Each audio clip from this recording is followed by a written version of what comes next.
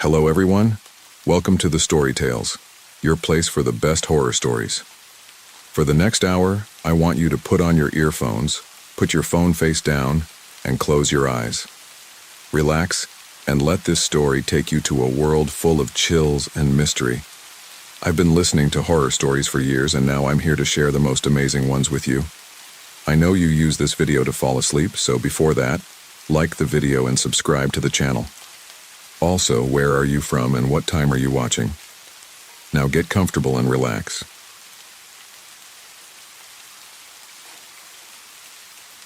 It began on a late autumn afternoon, the sky a canvas of oranges and purples as the sun sank low. I was on a long drive, one of those endless stretches of road where the scenery rarely changes, and the only company is the hum of the tires on the asphalt.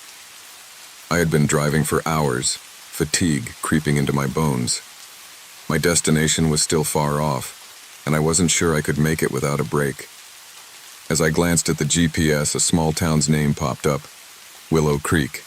It wasn't on my planned route, and I couldn't recall ever hearing about it. According to the map, it was only a short detour. The town was marked as abandoned, a ghost town left behind years ago. Normally, that would have been enough for me to drive right past, but exhaustion was clouding my judgment. The idea of stretching my legs and getting some air seemed more appealing than it should have. The first sign of Willow Creek came into view, a faded, broken wooden board hanging precariously by a single nail. "Welcome to Willow Creek," it read, though several letters were missing or obscured by years of dirt and grime. I could barely make out the name, but the message was clear. This was a place forgotten by time. As I drove closer, the town unfolded before me like a scene from a movie set. Boarded-up windows stared blankly from weathered buildings, their paint peeling away like old skin.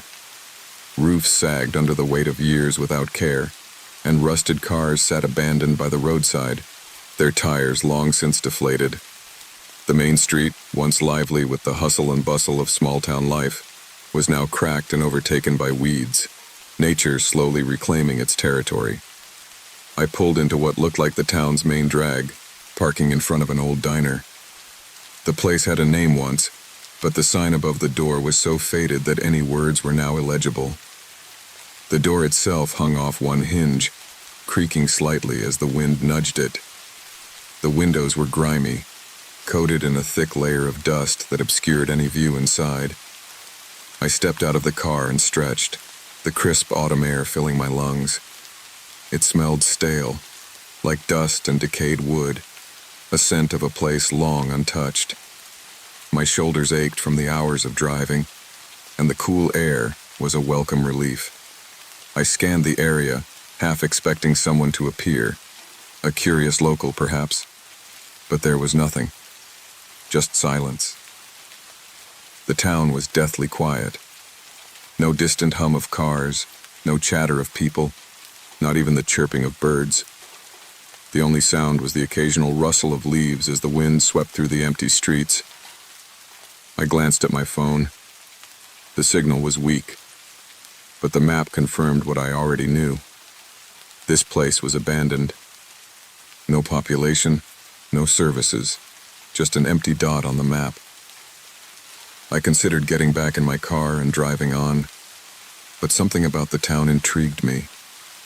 There was a mystery here, an untold story hidden beneath the layers of dust and decay. I wanted to explore, to uncover the remnants of whatever life once thrived here. I started walking down the main street, my footsteps echoing on the cracked pavement. The buildings around me were in various states of disrepair. Some had their windows boarded up, while others were shattered, the glass long gone. The doors were mostly closed, though a few hung open, revealing dark interiors that seemed to beckon with silent whispers. As I passed by what looked like an old gas station, I noticed the pumps were missing, and the canopy above was bent and battered, as if a storm had tried to tear it away. The sign was gone, leaving only rusted metal poles behind. It was strange, seeing such an integral part of a town reduced to a skeleton of its former self. Further down the street, I came across an old general store, Its windows were shattered, and the shelves inside were empty, save for a few toppled cans and faded boxes. The door was slightly ajar, swinging gently in the breeze. I peered inside, but didn't venture further. There was something unsettling about the emptiness, a feeling that I was intruding on a place that didn't want to be disturbed. I continued walking, passing more crumbling storefronts and faded signs. Each building seemed to tell a story of a town that had once been vibrant, but was now forgotten. The sun was dipping lower, casting long shadows across the ground. The light hit the buildings at odd angles, making the town seem even more surreal. It felt as though time had stopped here, trapping everything in a perpetual state of decay. Reaching a small park at the end of the street, I noticed a rusty swing set swaying gently in the breeze. The chains creaked with each movement, a haunting sound in the silence. There were no children, no laughter, just the empty swing moving back and forth, as if haunted by the ghosts of the past. I sat on a nearby bench, the wood rough and splintered under my hands. The town stretched out before me, a tapestry of neglect and abandonment. I couldn't shake the feeling that I was being watched, though I knew it was impossible. The only inhabitants here were memories and shadows. As the sun continued its descent, the sky turned a deeper shade of red, casting an eerie glow over everything. The shadows grew longer, stretching across the ground like grasping hands. The temperature dropped, and I pulled my jacket tighter around me. The air felt heavier, as if the town itself was pressing down on me, suffocating and oppressive. I decided to head back to my car, the unease growing with each step. The town, which had initially intrigued me, now felt hostile, as if it didn't want me there. The silence was no longer comforting but oppressive, filled with a tension I couldn't explain. When I reached the diner, I hesitated. The windows were too grimy to see through, but something about the place called to me. I walked up to the door and pushed it open. It creaked loudly, the sound echoing in the stillness. The interior was dark, the air thick with the scent of old grease and decay. I stepped inside, my boots crunching on broken glass and debris. The diner was a mess, tables overturned, chairs scattered, and a thick layer of dust covering everything. The counter was littered with remnants of a bygone era, a cracked coffee pot, faded menus, and a broken cash register. I moved deeper into the diner, the darkness closing in around me. My flashlight flickered, casting long shadows on the walls. The kitchen door was slightly open, a faint flickering light coming from within. I approached cautiously, my heart pounding in my chest. Pushing the door open, I found the source of the light, a single overhead fluorescent bulb, flickering weakly. The kitchen was empty, the appliances old and rusted. The smell of mold and stale grease was overpowering. I stood there staring at the flickering light, feeling a strange mix of fear and fascination. Suddenly I heard a noise, a soft scraping sound coming from upstairs. My breath caught in my throat, and my flashlight shook in my hand. I listened intently, but the sound didn't come again. The silence returned, more oppressive than before. I turned and left the diner, the door creaking shut behind me. Outside, the shadows had deepened, and the town was bathed in the faint glow of twilight. The silence was absolute, and the feeling of being watched returned, stronger than ever. I made my way back to the car, my pace quickening with each step. The town had become a prison of shadows and silence, a place where time stood still, and the past refused to let go. As I reached the car, I paused, looking back at the empty streets and crumbling buildings. For a moment, I thought I saw movement in one of the windows, a shadow flickering behind the curtain. But when I blinked, it was gone, leaving only the ghostly glow of the setting sun. I climbed into the car, locking the doors behind me. The engine roared to life, breaking the silence. I took one last look at the town before driving away, the shadows swallowing it whole as I left. The image of Willow Creek lingered in my mind long after I had driven away. The silence, the shadows, the feeling of being watched, it all haunted me. I couldn't shake the sense that the town held secrets, hidden in its decaying buildings and deserted streets. Secrets that were better left buried. But some part of me knew that this wasn't the end. Willow Creek had left its mark on me, and I couldn't escape the feeling that I would be drawn back, whether I wanted to or not. I drove for hours after leaving Willow Creek, the oppressive silence of the town lingering in my mind like a heavy fog. The highway stretched endlessly before me, but no matter how far I drove, I couldn't shake the feeling that something had changed. The memory of the flickering light in the diner, the shadow in the window, and the strange stillness haunted me. The road eventually led me to a small motel on the outskirts of a neighboring town. Exhaustion tugged at my every limb, and I needed rest. The motel was a far cry from luxury, a dingy one-story building with flickering neon lights that barely illuminated the word vacancy. The receptionist barely acknowledged me as I checked in, handing me a worn key with the number 7 etched into the fob. The room was as unimpressive as the exterior. Faded wallpaper, a bed that creaked with every movement, and a small TV that barely picked up any channels. I didn't care. I collapsed onto the bed, my mind replaying the events of the day. Sleep was fitful. Dreams of Willow Creek invaded my mind. In my dreams, the town wasn't abandoned. The streets were bustling with life, children playing in the park, laughter echoing from the diner. But there was something off. The people's faces were blurred, their features indistinct. They moved in jerky, unnatural motions, as if puppets on strings. I woke up drenched in sweat, the first rays of dawn filtering through the thin curtains. The motel room felt stifling, the air thick and suffocating. I sat on the edge of the bed, running my hands through my hair, trying to shake the remnants of the dream. The pull of Willow Creek was undeniable. I couldn't ignore it, no matter how much I wanted to. There was something unfinished, something calling me back. I told myself it was curiosity, a desire to uncover the story of the ghost town. But deep down, I knew it was more than that.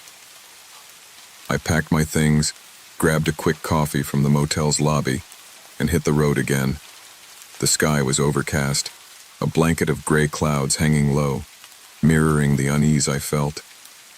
As I drove, the scenery blurred together, the miles slipping away beneath my tires. When I reached the turnoff for Willow Creek, I hesitated. The broken sign still hung there, swinging gently in the wind. The name Willow Creek was barely visible, a ghost of its former self. I took a deep breath and turned onto the road, the car bouncing slightly on the uneven pavement. The town was exactly as I had left it, silent, still, and empty. The same eerie stillness settled over me as I parked in front of the diner once more. The air was cool, but it felt heavy, as if the town itself was holding its breath, waiting. I stepped out of the car, the crunch of gravel beneath my boots the only sound. The diner loomed before me, its door hanging slightly open. The flickering light in the kitchen was gone, leaving the interior in shadow. I glanced around, half expecting to see someone, or something, watching from the windows. But there was nothing, just the empty streets and decaying buildings. I decided to explore more of the town, to see what secrets it held. I walked down the main street, my footsteps echoing in the silence. The buildings loomed like silent sentinels, their windows dark and uninviting. I passed the old general store, its shattered windows still staring blankly into the street. The park at the end of the road looked even more desolate in the gray light of day, the rusty swing set motionless in the still air. My attention was drawn to a small church at the edge of town. Its steeple was crooked, leaning slightly to one side, and the wooden doors were weathered and worn. The cross at the top was rusted, barely hanging on. I pushed open the doors, the hinges groaning in protest. Inside, the air was stale and musty. Dust motes floated in the dim light that filtered through cracked stained glass windows. The pews were covered in a thick layer of dust.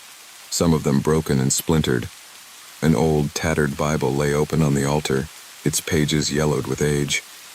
I walked slowly down the aisle, the creaking of the wooden floorboards echoing in the empty space. There was something haunting about the church, a sense of abandonment that went beyond the physical decay. It felt as though the very spirit of the place had been drained, leaving only a hollow shell behind. As I reached the altar, I noticed a small door at the back of the church, partially hidden by a faded tapestry. It was slightly ajar, revealing a dark staircase that led downward. My heart pounded in my chest as I approached, the pull of curiosity stronger than the fear gnawing at the edges of my mind. I descended the stairs cautiously, each step creaking under my weight.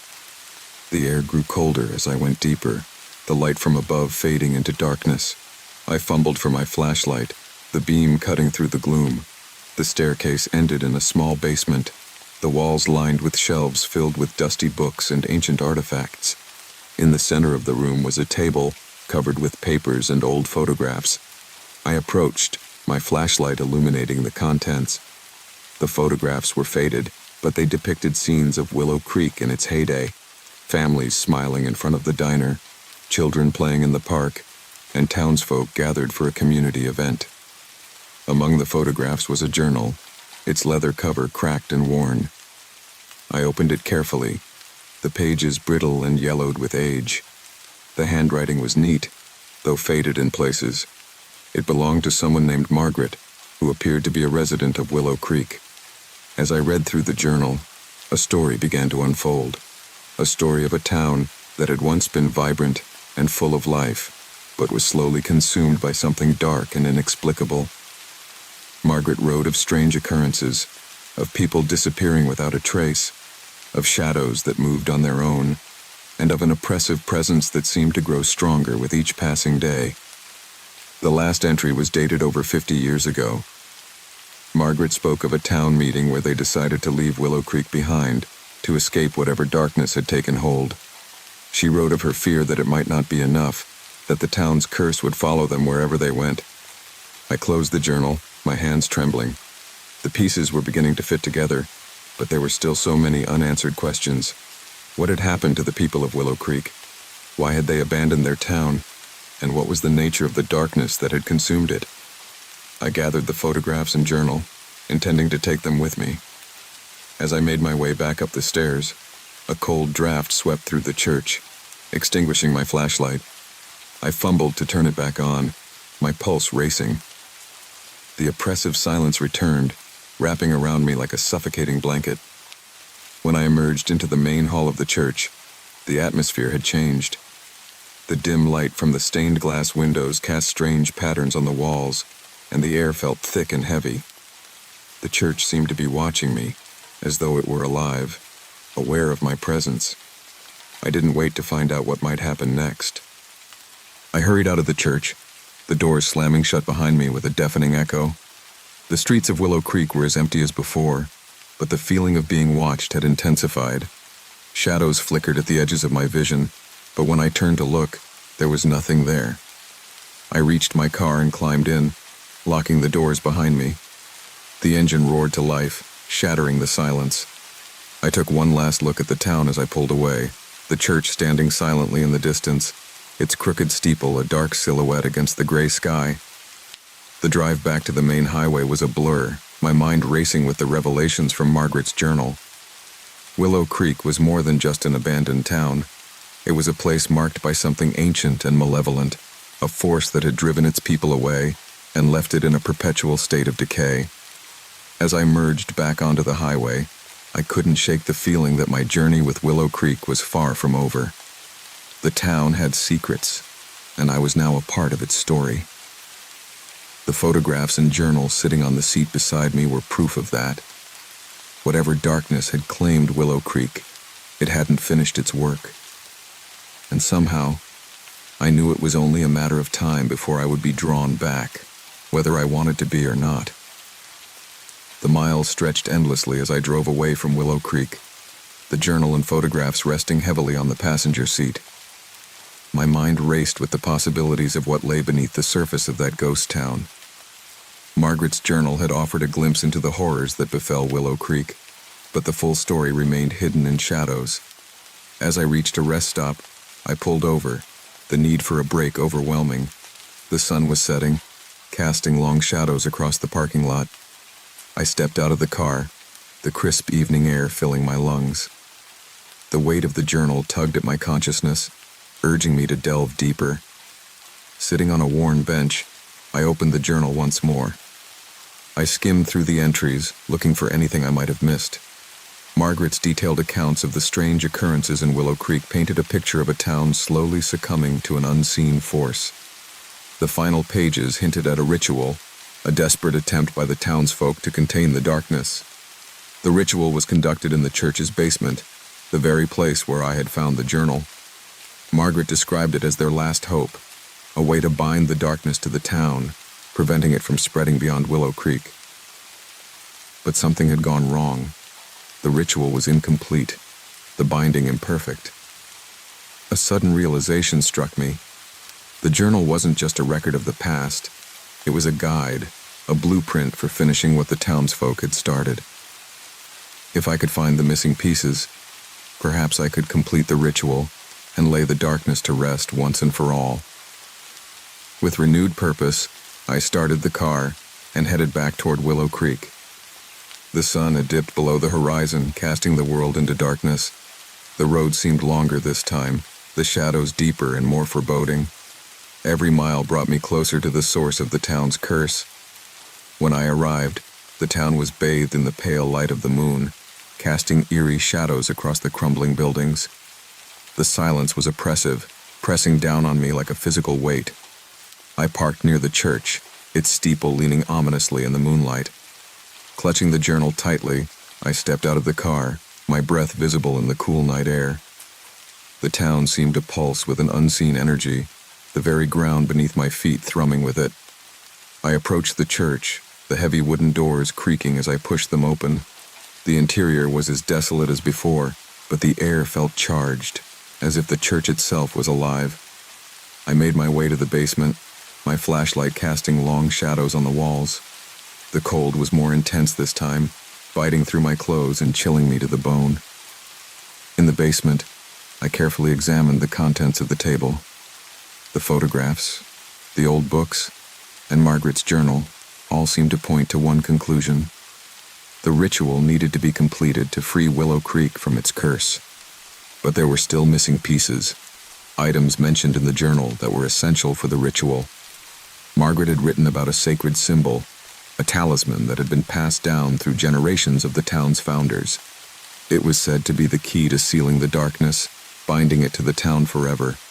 According to the journal, the talisman had been hidden somewhere in Willow Creek, placed in a location known only to the town's elders. I spent hours scouring the journal for clues, piecing together fragments of information. Finally, a pattern emerged. The talisman was hidden in the old town hall, a building I had passed during my initial exploration. It was one of the few structures still standing, its facade cracked but intact. Determined, I left the church and made my way to the town hall. The night was still, the only sound the crunch of gravel beneath my boots. The building loomed ahead, its dark windows like empty eyes staring into the soul of the town. The front doors were heavy and resistant, but with some effort, I managed to push them open. Inside, the air was stale, filled with the scent of dust and decay. The main hall was vast, rows of benches facing a raised platform at the front. A large ornate desk sat on the platform, its surface covered in dust. I searched the room methodically, moving from one corner to the next, looking for any sign of the talisman. Hours passed with no success. Frustration mounted as I searched every inch of the building. Just as I was about to give up, I noticed a small hidden compartment beneath the desk. It was barely visible, concealed by years of grime and dust.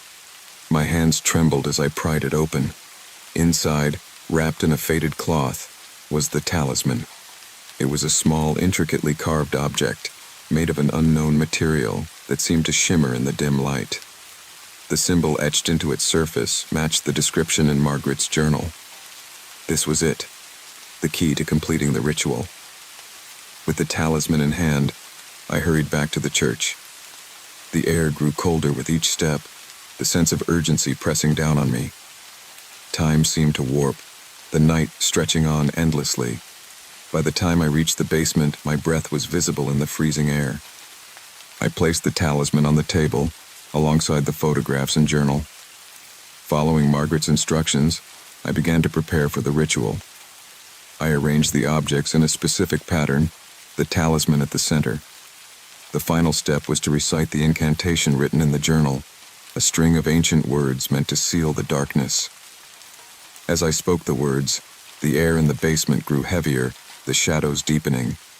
The ground beneath me trembled, and a low, guttural sound echoed through the church. The talisman began to glow, a soft, ethereal light emanating from its surface. The ritual was working. I could feel the darkness stirring, reacting to the power of the incantation. The walls of the basement seemed to close in, the temperature plummeting. But I pressed on, my voice steady despite the fear gripping my heart. The final words of the incantation echoed in the basement, the light from the talisman growing brighter until it was almost blinding. Then, with a deafening roar, the light exploded outward, filling the room with an intense brilliance. The darkness recoiled, retreating from the light. When the light faded, the basement was still. The oppressive weight that had hung over Willow Creek was gone, replaced by a sense of peace. The air was warmer, the silence no longer threatening. The talisman lay on the table, its glow dimmed, but still present. I made my way back upstairs, the church now bathed in the soft glow of dawn. The first rays of sunlight filtered through the stained glass windows, casting vibrant patterns on the walls. The town, once shrouded in darkness, seemed to breathe a sigh of relief. Outside, the streets of Willow Creek were bathed in the golden light of morning. The buildings, though still in decay, seemed less foreboding. The oppressive silence had lifted, replaced by the soft rustling of leaves and the distant call of birds. I knew the town would never return to its former glory, but the curse that had bound it for so long was broken. The darkness had been sealed, its grip on Willow Creek finally released. The town could rest, its story now complete. As I left Willow Creek for the last time, I felt a sense of closure. The pull that had brought me here was gone, replaced by a quiet satisfaction. The journal and talisman remained with me, reminders of the journey I had taken and the darkness I had faced. Driving away, I knew I would never forget Willow Creek, the town that had captured my imagination and tested my resolve. Its secrets were now part of my own story, a tale of light overcoming darkness, of courage in the face of fear. And as the miles rolled beneath my tires, the ghost town faded into the distance, its memory lingering like a whisper on the wind, a reminder of the power of hope and the strength of the human spirit.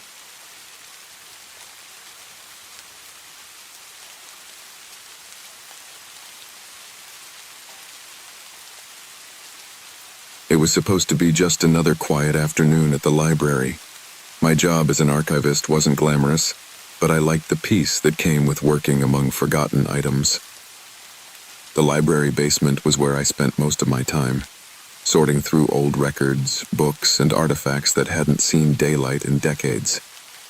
It wasn't a welcoming place.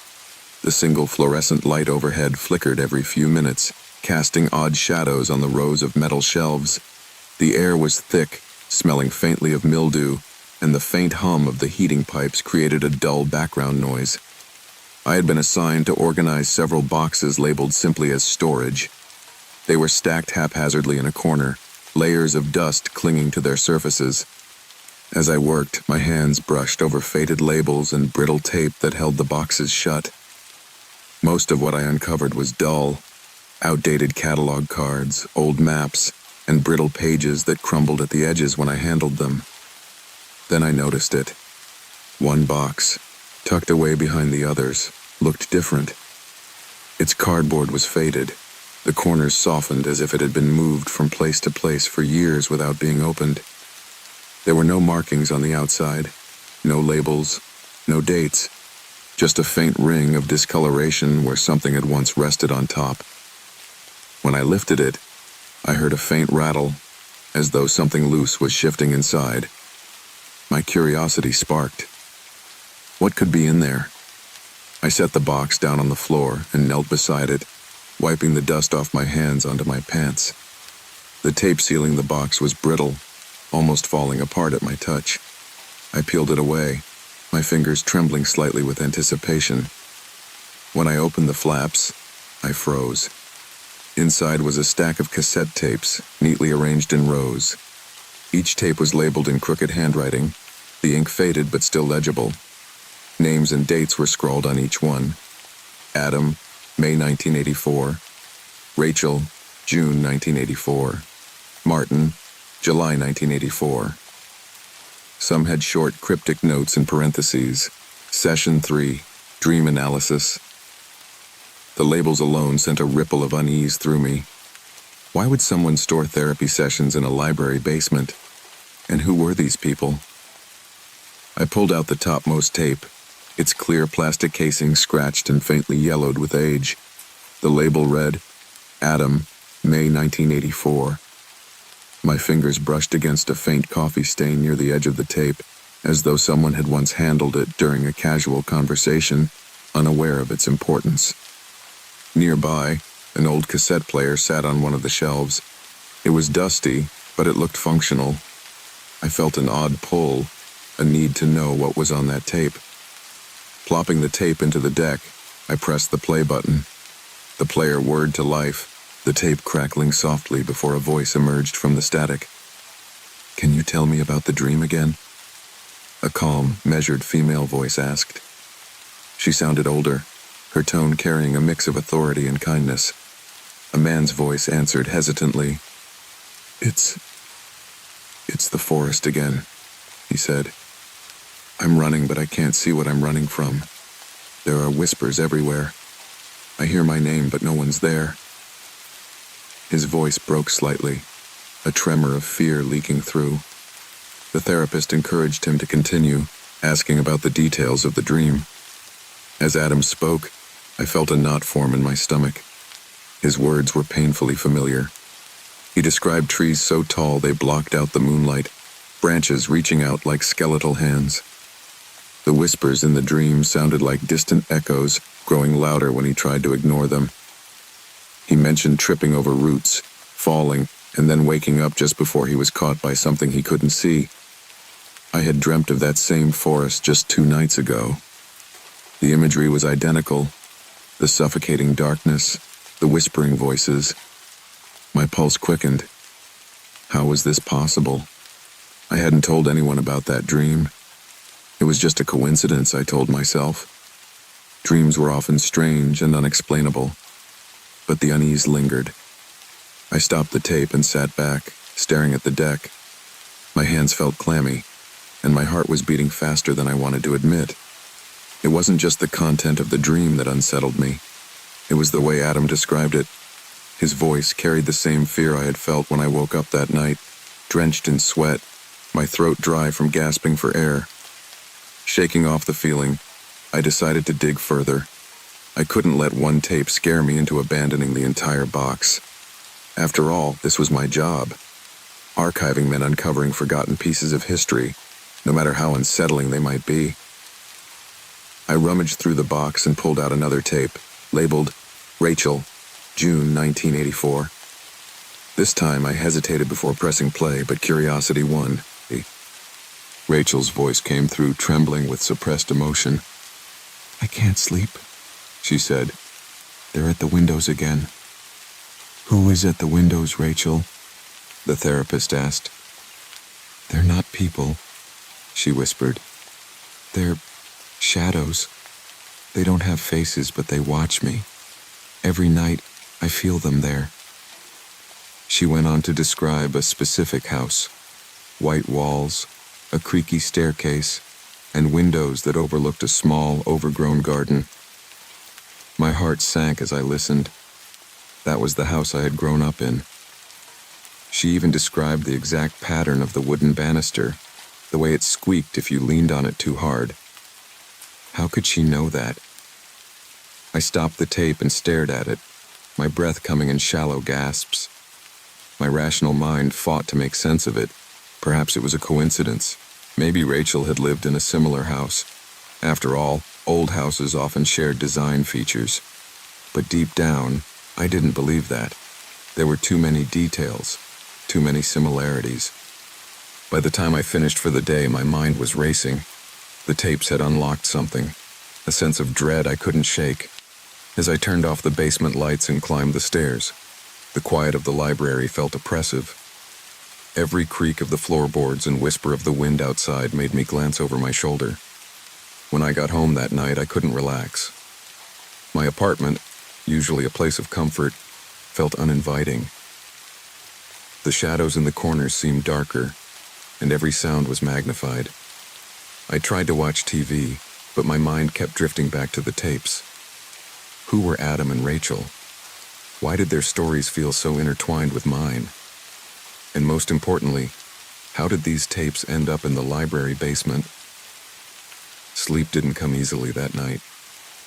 My dreams were fragmented, filled with images of forests, shadowy figures, and whispers that sounded like my name. When I woke up, my sheets were tangled, and my heart was pounding. The next morning, I made a decision. I had to know more about those tapes.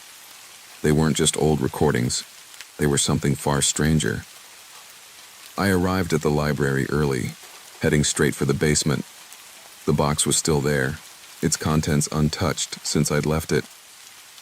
I stared at it, feeling both fear and determination. Whatever secrets these tapes held, I was going to uncover them. But as I reached for the next tape, I couldn't shake the feeling that I was opening a door I might never be able to close.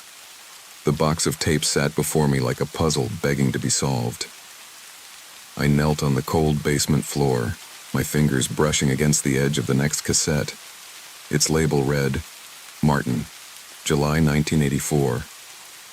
The name was unfamiliar, but after what I'd heard on the other tapes, I wasn't sure I wanted to know his story. Still, I felt compelled, as though the tapes were holding answers to questions I hadn't fully formed yet. I slid the tape into the deck and pressed play. Static filled the room for a moment before a gruff voice began speaking. "They've taken her," Martin said, his tone tense and filled with restrained anger.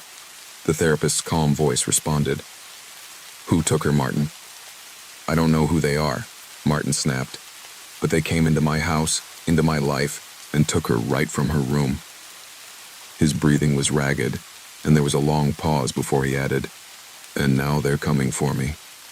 "Let's focus," the therapist said, her voice steady and reassuring. "Tell me about the dreams you've been having." Martin hesitated, and when he finally spoke, his voice was lower, almost a whisper. "I'm in a room. It's dark except for a single light, like a spotlight, shining down on a chair. Someone's sitting there, but I can't see their face. I try to speak, but no sound comes out. Then I feel it, a hand on my shoulder. I turn around, but there's nothing there. Just emptiness." His voice cracked. "And then I wake up." A chill ran down my spine. Martin's dream wasn't just unsettling. It was painfully familiar. Years ago, I had a recurring nightmare almost identical to what he described. I would wake up drenched in sweat, too afraid to move, certain that the darkness in my room wasn't empty. How was this possible?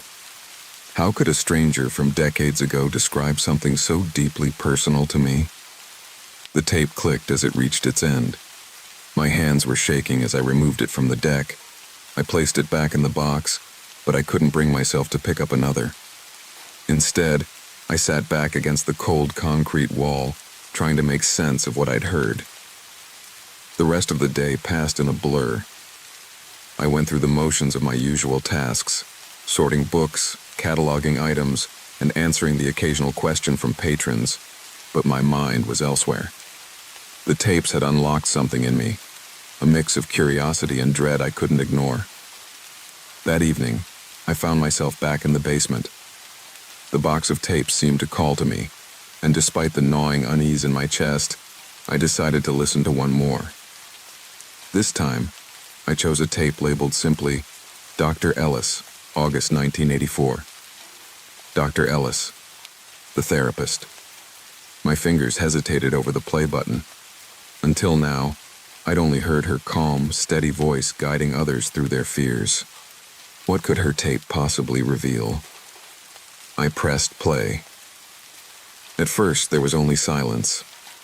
Then her voice came through, softer and less composed than before. "This is Dr. Margaret Ellis," she began, her words punctuated by deep breaths.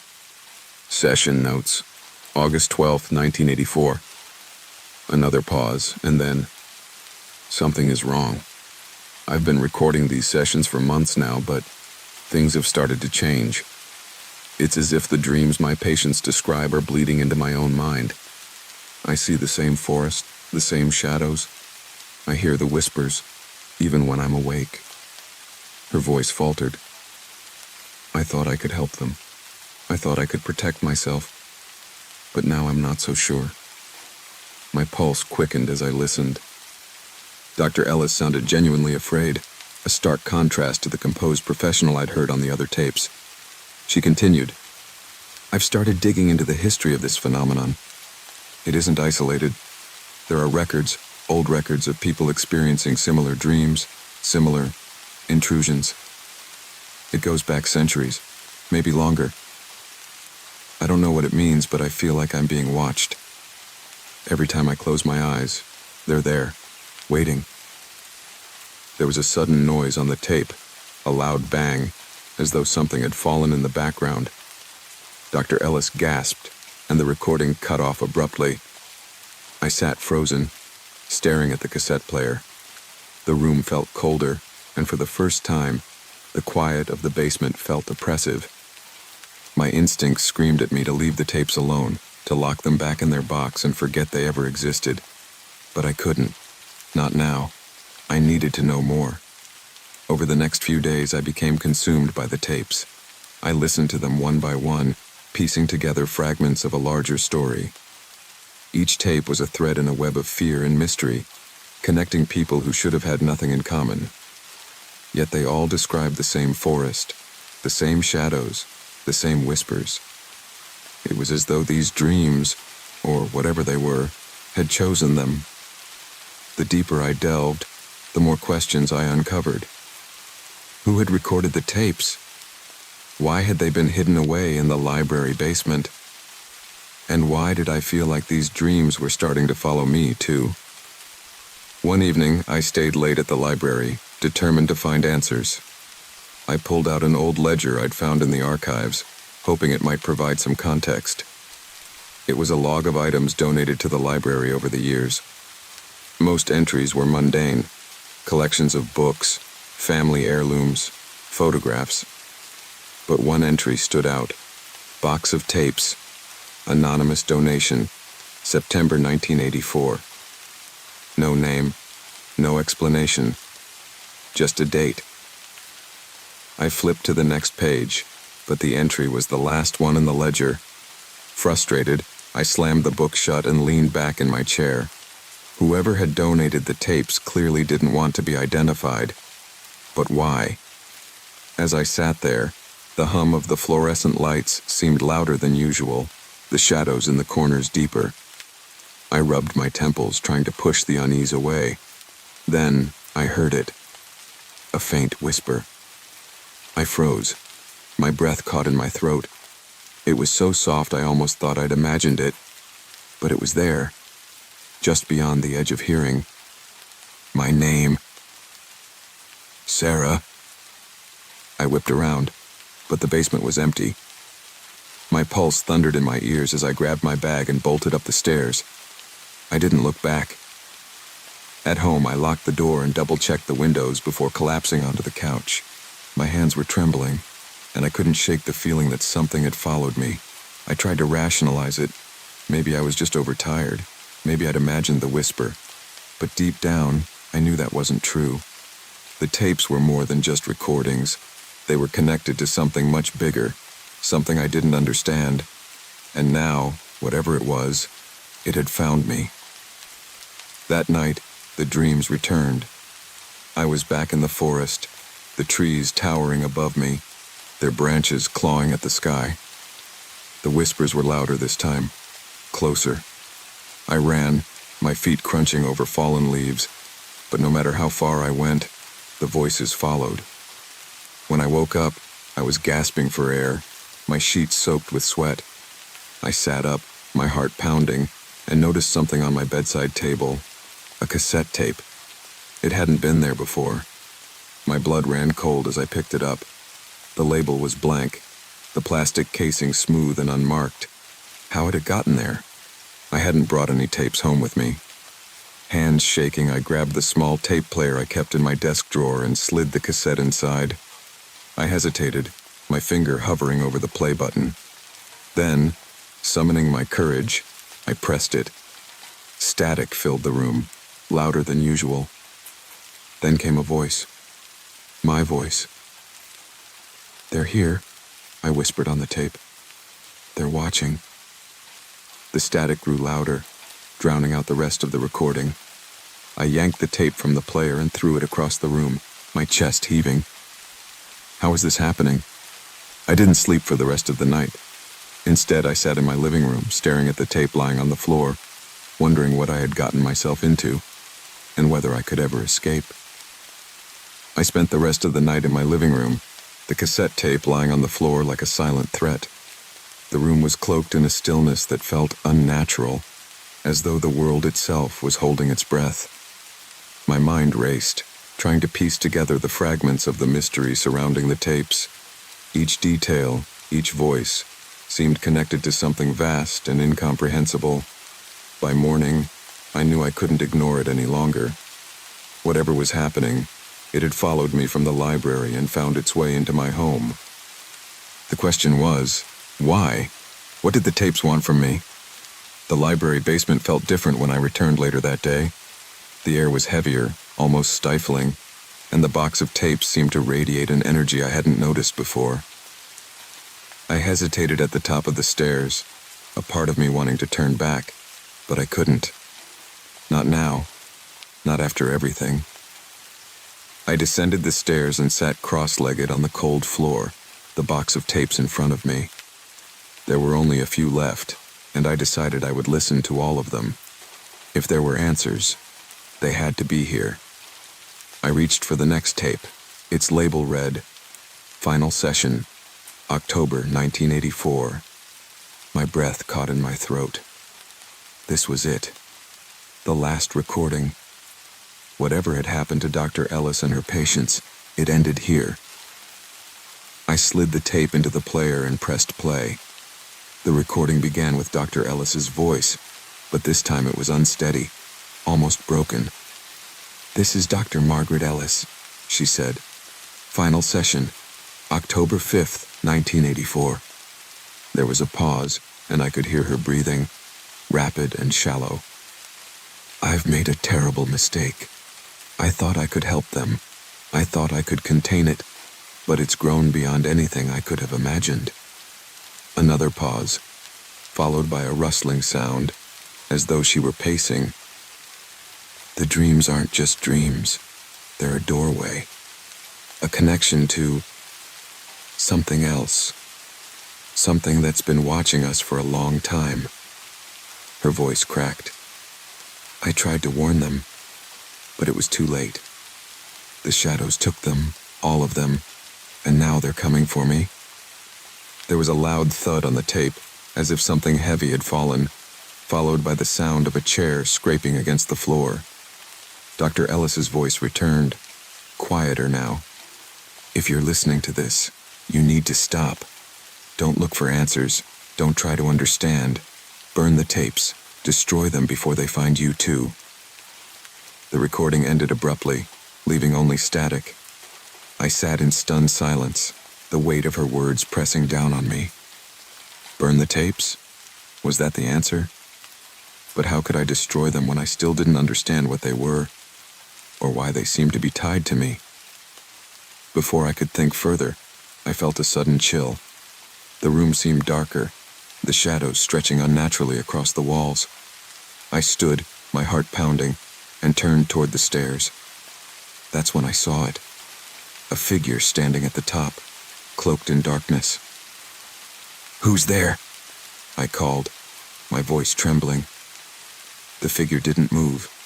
It was as though it were part of the shadows themselves, watching me with an intensity that made my skin crawl. I grabbed the box of tapes and ran, shoving past the figure and up the stairs.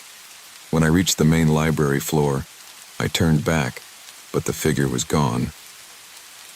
That night I made a decision. If Dr. Ellis believed the tapes needed to be destroyed, I would trust her. Whatever was happening, it was too dangerous to leave them intact. I drove out to an abandoned field on the outskirts of town, the box of tapes in the passenger seat. The moon was high, casting a pale light over the empty expanse. I parked the car, grabbed the box, and carried it to the center of the field. I had brought a can of lighter fluid and a pack of matches.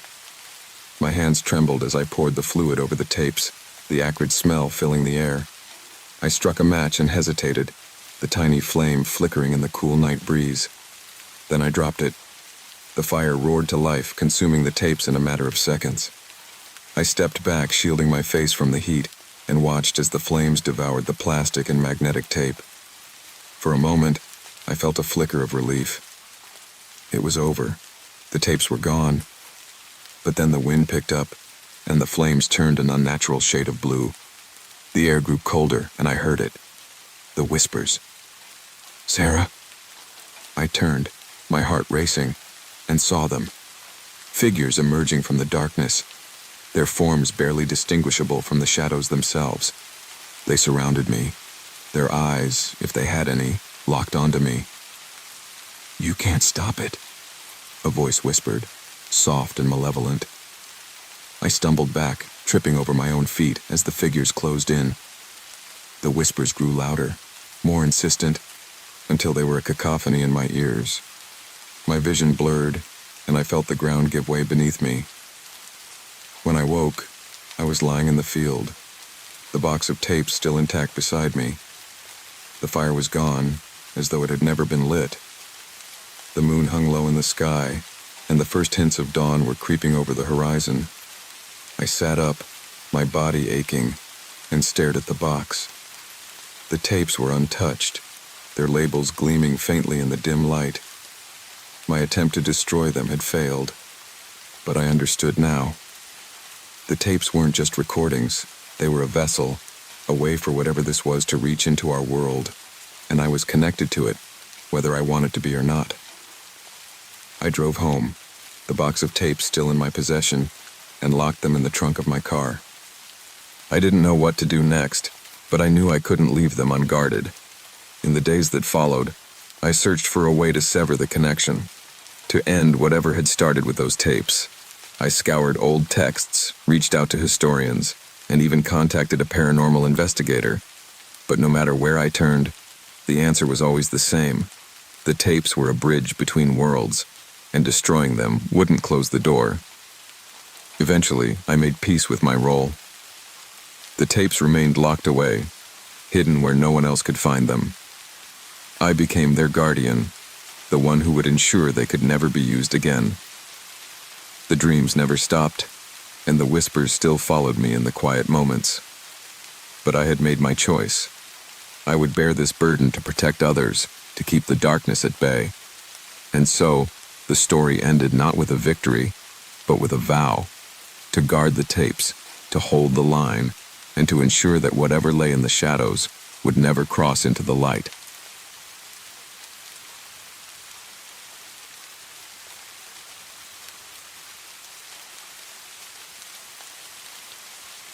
My name is Jesse, and back then I was just a kid, working as a night guard at a small hotel. It wasn't a fancy job, but I had just turned 18, and after finishing high school, I wanted to get away from my parents' rules and make my own way. I wasn't going to college.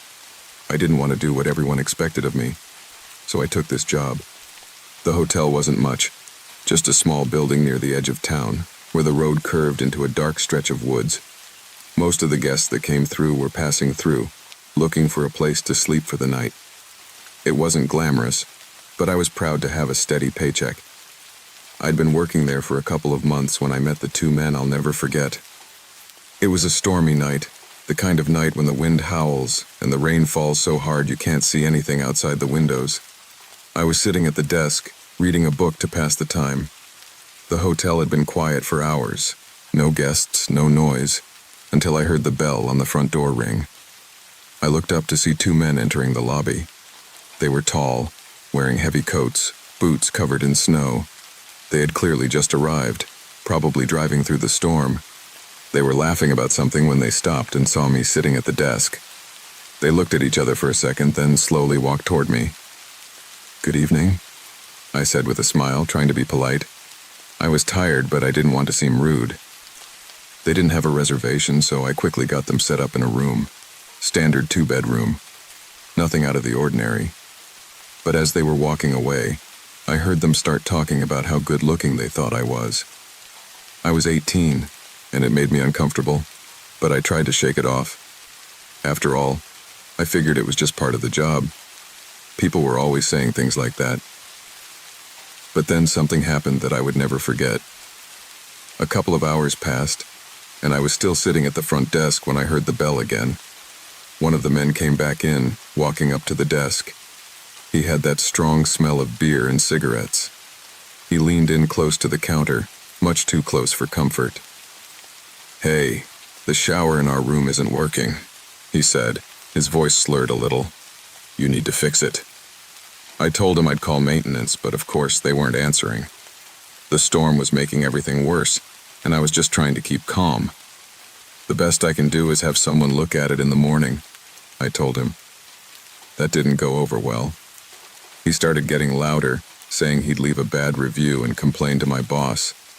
The last thing I wanted was for him to wake up the whole hotel, causing more trouble for me. So, in a moment of poor judgment, I agreed to go up to the room and check it out myself. Looking back, I should have never gone alone, but I was just so tired and wanted it to be over. He led me to their room, and I asked him and his friend to wait outside while I checked the shower. They agreed, but the whole time I felt uneasy. Something just didn't feel right. I turned on the water, and sure enough, the shower drain worked fine. I called out, letting them know it was all good. But then, just as I was standing up, I heard the door slam behind me. I spun around, and my heart dropped. The second man. He was standing there, blocking the doorway. His face was serious, and I knew something was wrong. He grabbed me by the shoulders and pushed me against the wall. "Be quiet," he said, his voice cold, "or this will get a lot worse." I started to scream, hoping someone would hear me, but before I could make a sound, he covered my mouth with one hand. My heart was pounding. I thought fast. My hand moved to the small weapon I kept with me, just in case. It wasn't something I ever thought I would have to use, but in that moment, I knew I had no choice. I pulled out my gun and pointed it at him. His eyes widened, but it was too late. Without hesitating, I fired. The loud bang echoed through the room, and he dropped to the floor. Blood spread across the carpet, and I froze for a moment, not knowing if he was alive or dead. But I couldn't think about that. I just had to get out. The door opened, and the first man rushed in, but when he saw me with the gun, he didn't say a word. He just turned and ran. I stepped over the man on the floor, unsure if he was still breathing. I didn't care. I had to leave. As I walked out into the hallway, I could feel the blood on my shoes, leaving footprints behind. The guests had heard the gunshot and were all standing outside their rooms, confused and scared. A woman saw my face, probably the terror in my eyes, and came over to help. The police arrived soon after. The man who had attacked me was taken to the hospital. He survived, though I'm not sure how. The investigation showed that I had been tricked into that room, and the security cameras caught everything. I was cleared of any wrongdoing. The other man was found not far from the hotel, stuck in the snow. They were both arrested. The one who had attacked me was charged with assault and kidnapping. Both were sentenced to prison, but that didn't make me feel any better. I left the hotel soon after. I didn't want to stay in that place anymore. I went to college, finally. I wanted to make something of myself, and I promised myself I'd never put myself in a situation like that again. I'm telling you this story because I want you to know something important. You should always be aware of your surroundings, and most importantly, always be able to protect yourself. You never know when you might need it. It saved my life that night. So kids, remember, you're never alone. You always have to be prepared for whatever comes your way. Stay safe.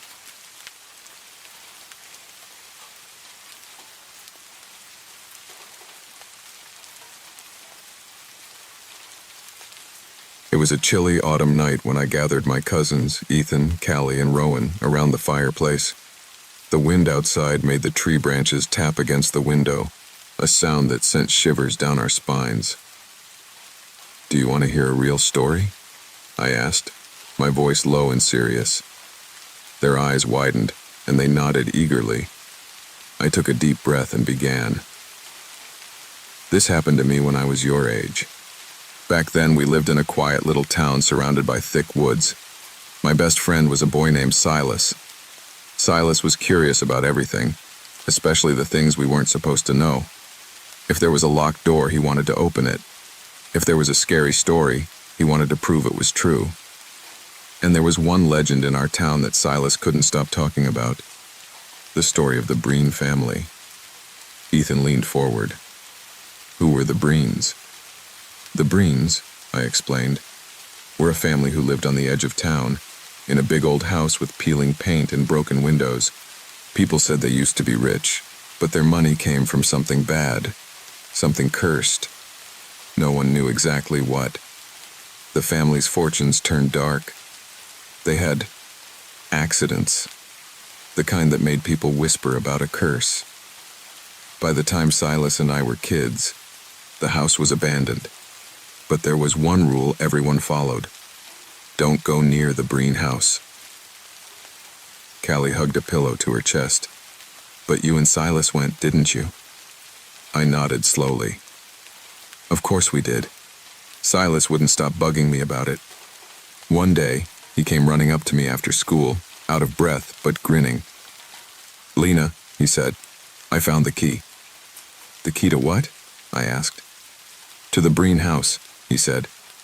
He held up a rusty old key he'd found in the woods near the house. I tried to talk him out of it, but Silas was unstoppable. So that night we snuck out with flashlights and made our way to the Breen house. Rowan's eyes were huge. "You went inside?"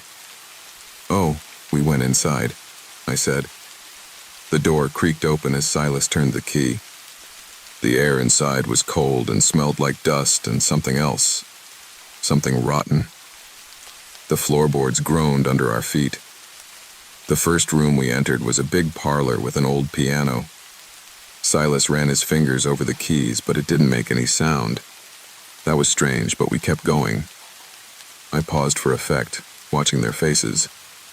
We found a staircase covered in cobwebs and decided to go upstairs. Silas wanted to see the bedrooms. On the second floor, we found a hallway with 5 doors. The first door led to an empty room, just an old rocking chair sitting in the corner. The second room had a broken mirror and a bed with torn sheets. But it was the third room that stopped us in our tracks. Ethan whispered, "What was in it?" "A painting," I said. It was a portrait of a family, a man, a woman, and 3 kids. But their faces were scratched out. The scratches weren't random. They looked angry, like someone had done it on purpose. Silas stepped closer to look at it, and that's when we heard it. Callie's voice was barely audible. "Heard what?" "A whisper," I said, leaning in. It came from the corner of the room. At first, we thought it was the wind, but it wasn't. It was words, soft and slow. "Who's here?" Silas froze, and so did I. Then the whisper got louder. "Who is here?" The words seemed to come from everywhere and nowhere at once. Silas grabbed my arm, and we bolted out of the room. Rowan clutched his blanket. "Did you get out?" "Not right away," I admitted. We were halfway down the stairs when we heard footsteps behind us. Heavy, angry footsteps. We didn't dare look back. We ran down the stairs and through the parlor, but when we reached the front door, it slammed shut on its own. Silas pulled on the handle, but it wouldn't budge. That's when the piano started playing. The keys moved on their own, pounding out a tune that sounded like a funeral march. Then the whispers started again, louder this time, all around us. "Get out! Get out!" Ethan gripped the arm of his chair. "What did you do?" Silas found a window and smashed it with a chair. We climbed out, cutting our hands on the broken glass. As we ran across the yard, we heard one last sound from the house. A terrible scream, like someone was furious we'd escaped. Callie's voice shook. "Did anything happen after that?" "Yes," I said. The next day, Silas showed me the key he'd found. It was completely melted, like it had been in a fire, and we both had scratches on our arms and legs that we couldn't explain. We swore never to go near the Breen house again. The room was silent, except for the crackling of the fire. Finally, Rowan spoke up. "What happened to the house?" "It's still there," I said, "but no one's lived in it since.